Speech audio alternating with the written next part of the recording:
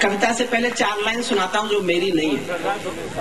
एक तो हमारे यहाँ एक फैशन चल गया है, कवि के पास जमने लायक अपना कुछ ना हो तो और की सुनाओ, और उसका नाम भी मत लो। मैंने एक शिकोहाबाद के कवि हैं, उनसे मैं कभी नहीं मिला। उनकी 4 पंक्तियां हैं। शिकोहाबाद के कवि का नाम है डॉक्टर धुरेंद्र भदौरिया। उनकी इतनी श्रेष्ठ पंक्तियां मुझे सुनने को मिली। अगर मैंने ये पंक्तियां पहले सुन ली होती तो मैं करगिल पर अपनी कविता ही नहीं लिखता, क्योंकि मेरी वो कविता से अच्छी है 4 लाइनें। 4 पंक्तियां। एक शहीद का पार्थिव शरीर घर आता है, और जब अंतिम दर्शन के लिए कपड़ा हटाते हैं तो देखते हैं केवल धड़ है, सर नहीं है। धड़ धड़ आया है, सर नहीं आया। सब रो पड़ते हैं, कोई कल्पना नहीं कर पाता सर का क्या हुआ होगा, कहाँ रह गया। उसकी जो बहन थी शहीद की, जो अपने भाई के भूलने की आदत से बहुत दुखी रहती थी, वो बहन कल्पना करती है कि मेरे भाई के सर को क्या हुआ होगा। वो गिला शिकवा करती है कि मेरे भाई को भूलने की आदत थी, लेकिन मेरे भाई का सर कहाँ रह गया। इसकी कल्पना में 4 लाइन पढ़ता हूँ। 4थी लाइन मेरा हाथ जोड़कर निवेदन है, खुले दिल से सुन लेना, शायद आपको जीवन भर याद रहेंगे। दादी का दुलार भूला, बाबुल का प्यार भूला, मोतियों की माला मेरी आज तक न लाया है। धड़ से शिकायत करती है उसकी बहन। दादी का दुलार भूला, बाबुल का प्यार भूला, मोतियों की माला मेरी आज तक न लाया है। होली वाले रंग भूला, दीपों की उमंग भूला, राखी का त्योहार बार बार बिसराया है। भाभी मेरा भैया तो जन्म से भुलक्कड़ था, आज भी उसी आदत को दोहराया है। जाते समय मैया के आशीष लेना भूल गया, आते समय रणथल में शीश भूल आया है। आते समय रणथल में शीश भूल। मैं इन 4 लाइनों के सम्मान में अपनी एक छोटी सी कविता पढ़ता हूँ 3-4 मिनट की। मेरठ में कैप्टन मनोज तलवार का शव जिस दिन आया था, मैंने बहुत दूर से भीड़ में वो शव यात्रा देखी थी, और जब एक छोटी सी कविता लिखी उसको सुन लीजिए। मैं केशव का 5 जन्म भी गहन मौन में खोया हूँ, वीर रस गाने वाला कवि हूँ। गीत मेरी भाषा नहीं है, गीत मेरी विधा नहीं है। गीतकार आदरणीय कीर्ति जी हैं, अनामिका जी हैं, उनके गीत आपने सुने। मैं गीतकार नहीं हूँ, लेकिन हर किसी के भीतर कहीं एक छोटा सा गीतकार बैठा होता है। उस छोटे से गीतकार का अंकुरण है ये कविता।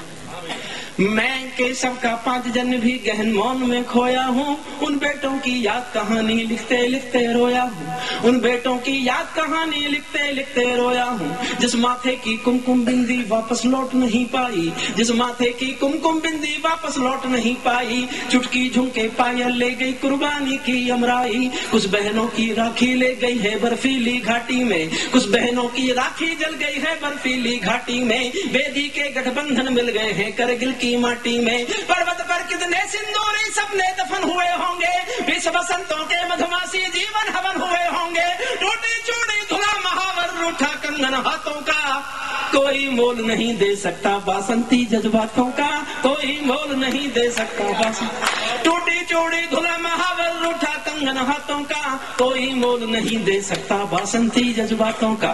जो पहले पहले चुंबन के बाद गुलाम पर चला गया, एक पल की कल्पना करना, एक पल की। जो पहले पहले चुंबन के बाद लाम पर चला गया, नई दुल्हन की सेठ छोड़कर युद्ध काम पर चला गया, उसको भी मीठी नींदों की करवट याद रही होगी, खुशबू में डूबी यादों की सलवट याद रही होगी, खुशबू में डूबी यादों की सलवट याद। और सत्यनदा ओमपाल दा, आपके चरणों में निवेदन करता हूँ, ये मेरा अहंकार नहीं है, मैंने जीवन में केवल एक पंक्ति अच्छी लिखी है। मैं आज भी खुद को एक पंक्ति का कवि मानता हूँ, एक पंक्ति का। सुन लीजिए, मुझे आशीर्वाद दे देना तालियों से। ऐसी मैंने 2 पंक्तियां और लिख ली तो मैं कवि होने का भ्रम पालूंगा। मेरे जीवन की सबसे अच्छी पंक्ति भगवान पशुपतिनाथ के चरणों में समर्पित करता हूँ। मेरा नाम किसी को याद रहे यहाँ हजारों बैठे लोगों में, तो एक पंक्ति से याद रखना। उनको भी मीठी नींदों की करवट याद रही होगी, उनको भी मीठी नींदों की करवट याद रही होगी, खुशबू में डूबी यादों की सलवट याद रही होगी। उन आँखों की 2 बूंदों से 7 सागर हारे हैं, उन आँखों की 2 बूंदों से 7 सागर हारे हैं। जब मेहंदी वाले हाथों ने मंगल सूत्र उतारे हैं, जब मेहंदी वाले हाथों ने मंगल सूत्र, उन आँखों की 2 बूंदों से 7 सागर हारे हैं, जब मेहंदी वाले हाथों ने मंगल सूत्र उतारे हैं। गीली में मेहंदी रोई होगी छुपके घर के कोने में, ताजा काजल छूटा होगा चुपके चुपके रोने में, जब बेटे की अर्थी आई होगी सोने आंगन में, शायद दूध उतरवाया हो बूढ़ी माँ के दामन में, शायद दूध उतरवाया हो बूढ़ी माँ के दामन में। भारत में दुनिया के किसी भी मजहब में स्त्रियां अर्थी को कंधा नहीं देती। भरतपुर जिला राजस्थान का, उसके पास एक गांव है अजान, ये कल्पना नहीं है, सच्चाई बता रहा हूँ।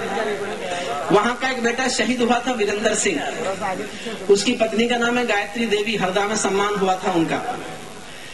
जब उनके पति का पार्थिव शरीर सेना लेकर आई तो उन्होंने गांव वालों की मर्जी के खिलाफ, सेना के अफसरों की मर्जी के खिलाफ शादी के दिन के कपड़े पहने और अपने पति की अर्थी को शमशान घाट तक कंधा दिया। ये संसार की पहली घटना थी जब कोई औरत अर्थी को कंधा दे रही थी।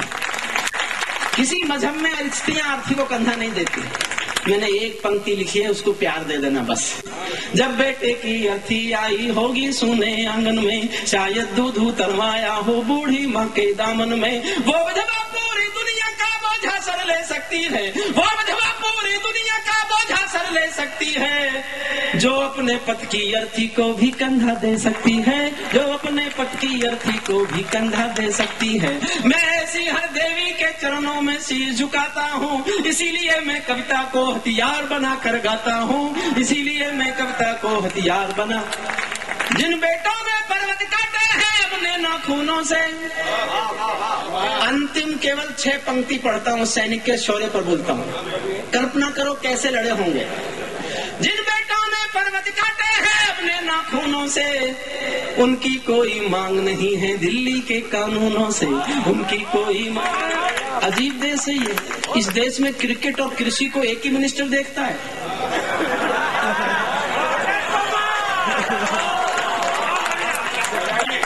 किसान आत्महत्या करता रहता है, क्रिकेट में इनाम बढ़ता रहता है। एक छक्का लगाओ तो 1 करोड़ का इनाम। मैं उस इनाम के खिलाफ नहीं हूँ साहब, मैं 1 करोड़ इनाम के खिलाफ नहीं हूँ, लेकिन मैं कहने का हक मांगता हूँ मंदसौर की जनता से। जिस मुल्क में एक मजदूर को 12 घंटे पसीना बहाने के बाद केवल 150 रुपए मजदूरी मिलती हो, उस मुल्क में 1 करोड़ का इनाम मजदूर के पसीने का अपमान करता हुआ नजर आता है। मेरा छोटा भाई है विनीत चौहान, यहाँ आया होगा, आपने सुना होगा। उसकी 2 पंक्तियां मुझे अपनी कविता से अच्छी लगती हैं। उसकी नाम लेकर पढ़ता हूँ, उसकी 2 पंक्तियां। उत्तर प्रदेश सरकार ने करगिल के शहीदों को 10-10 लाख रुपया दिया था, बधाई देता हूँ सरकार को। ये विनीत चौहान की पंक्तियां हैं, मेरी नहीं है। विनीत चौहान की पंक्तियां मुझे बहुत अच्छी लगी, मैंने उससे अनुमति मांगी, मैं उनको यहाँ दोहराता हूँ। उत्तर प्रदेश में कुछ पूर्वांचल की कुछ विधवाओं की समस्या थी, एक मिनिस्टर से मिली जाके, उनके मुआवजे नहीं पहुंचे होंगे, तो मिनिस्टर ने पान खाते खाते कहा और क्या चाहिए, 10 लाख की गड्डी तो भिजवा दी। तो कवि को लगा जैसे ये कहना चाहते हैं कि हमने 10 लाख देकर शहीदों का मोल चुका दिया, शहादत की कीमत दे दी आपने 10 लाख रुपया, माँ के बेटे को मोल में बेच लिया आपने 10 लाख रुपए में, और आप ऐसा समझते हैं तो लो मैं 20 लाख देता हूँ तुम किस्मत के हेतों को, हिम्मत है तो मंत्री भेजें लड़ने अपने बेटों को। जिन बेटों ने पर्वत काटे हैं अपने नाखूनों से, उनकी कोई मांग नहीं है दिल्ली के कानूनों से, जो सैनिक सीमा रेखा पर ध्रुव तारा बन जाता है, उस कुर्बानी के दीपक से सूरज भी शर्माता है। गरम दहानों पर तोपों के जो सीने अड़ जाते हैं, उनकी गाथा लिखने को अंबर छोटे पड़ जाते हैं, उनके लिए हिमालय कंधा देने को झुक जाता है, कुछ पल को सागर की लहरों का गर्जन रुक जाता है, उस सैनिक के शव का दर्शन तीर्थ जैसा होता है, चित्र शहीदों का मंदिर की मूरत जैसा होता है, चित्र शहीदों का मंदिर की मूरत।